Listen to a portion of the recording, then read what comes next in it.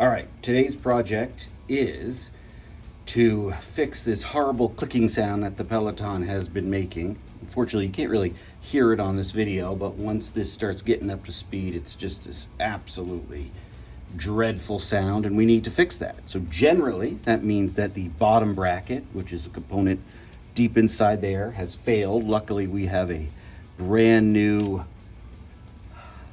whisper quiet bottom bracket that we're going to be replacing it with. So the project is to get it out of here and get this new one in. So let's get started. The first step is getting out this dreadful nut, which, believe it or not, I spent the entire last week dealing with. That should be the easiest step, but it's proved to be the hardest. It was so hard to get out that I ended up completely stripping it. Then I needed to get a bolt extractor, get it out. I've since gotten new screws and put them in. But let's start with this extremely frustrating, what has proven to be a very frustrating step. So we have the appropriate Allen key, the little torque. We can easily take this out.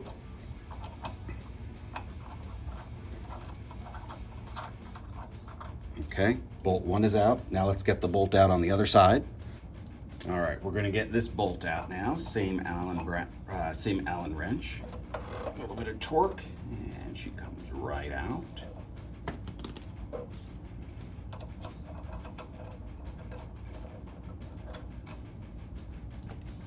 Excellent. All right, so the next thing we have to do is actually get this pedal crank off. Now, there's no longer any bolt holding it securely to the bike. However, as you can see, that's not going anywhere. So we have to use this specialized tool called a crank remover. Convenient. So this is how it works. We're going to go ahead and screw it in to the threading here. I'll try. There we go. We're going to screw that in as best we can.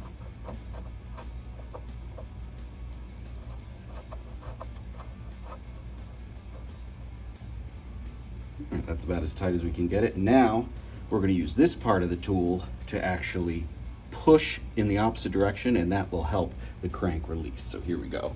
Going to use a bit of strength to do this.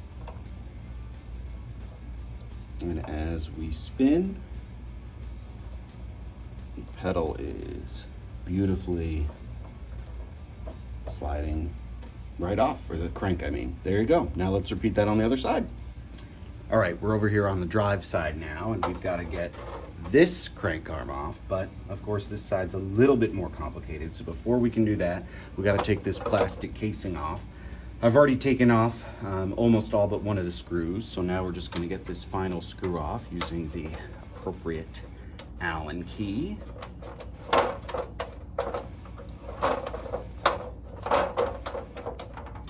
think we've got it off. There we go. And that'll slide right off.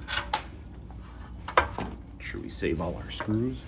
All right, now we've got to get this belt off, and if you're not careful, you can pinch a wee old finger there. So I've just got a little old rag here. I'm just gonna slide that under here as we pedal backwards. And almost got it. Just very careful not to rip off fingers.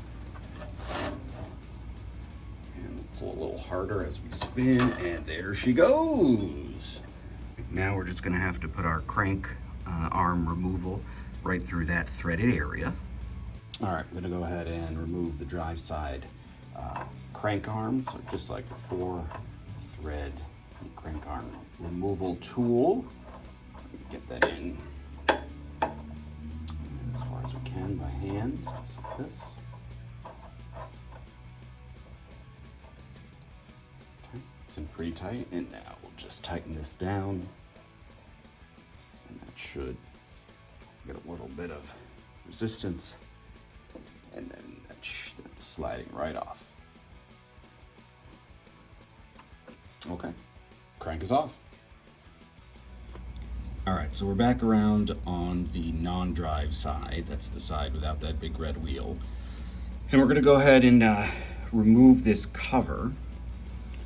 And you know, this is very interesting. I actually bought a special tool just for removing this ring, but look at that. I haven't even taken the tool out of the packaging, and this ring is loose.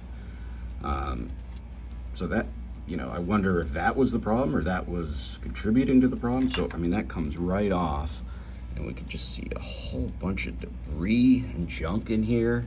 But this is super interesting. This is the old bottom bracket, and of course this should be really secure in there, and the whole thing is loose. So very interesting. Certainly that was contributing to the issue.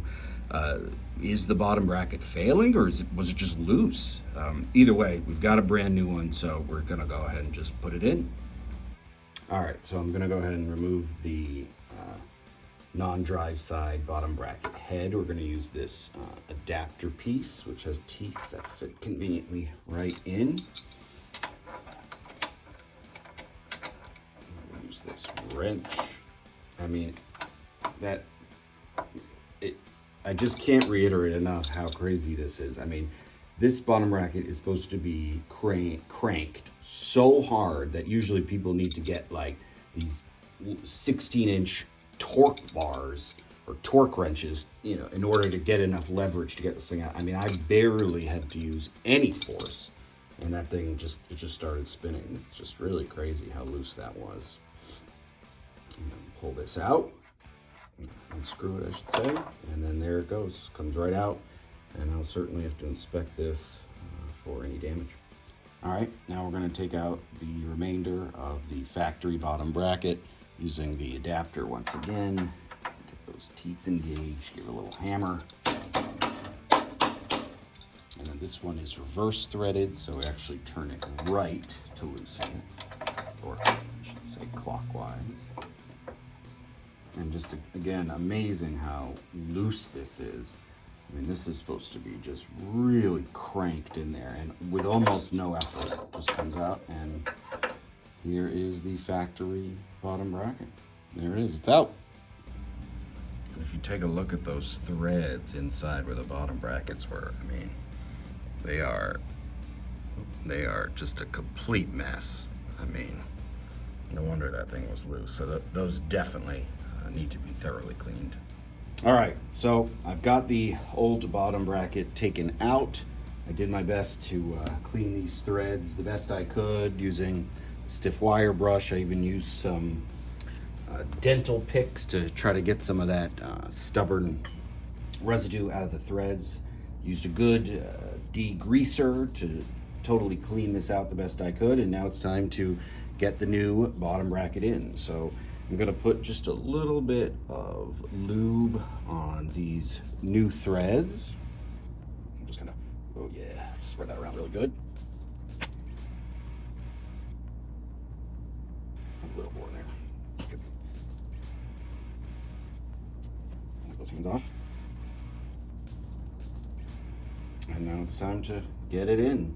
And of course, we're going to go backwards because this is reverse threaded, so we'll actually screw to the left. Whoops. And it should go right in. There it goes. Put the adapter on. Hammer it in. Just a little bit. Nice tightening.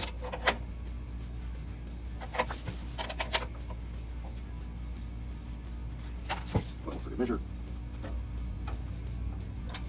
In tight.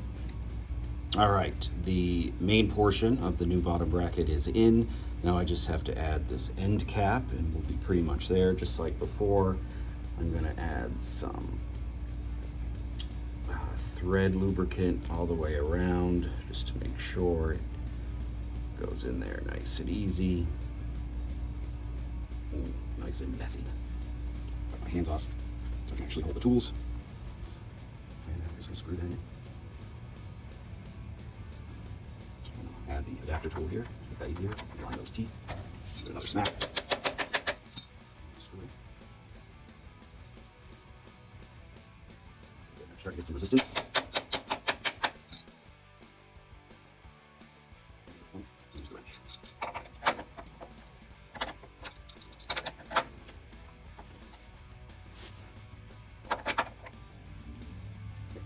It's pretty tight. All right, now I'm going to get the drive side crank back on.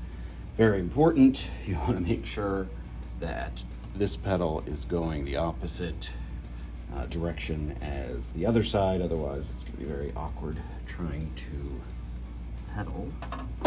So that one is down. So this one should be up.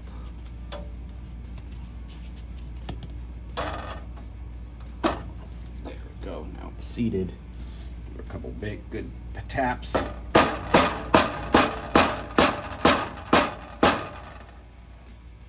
Good.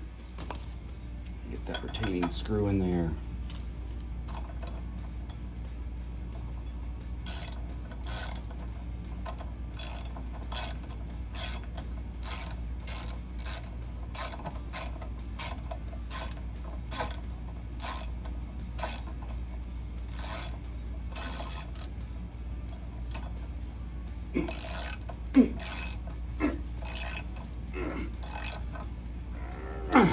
Okay. Pedals look like they are perfectly aligned, just what we want. Just whisper quiet. That new bracket is great. All I gotta do now is get this belt back on and should be good to go. And the belt is back on beautifully. Now we just get the cover and it's time to ride. All right, the cover is back on. The repair is done. She is spinning beautifully and whisper quiet. All is well in Peloton land, and I can't wait to hop on here and put in some miles. Let's go.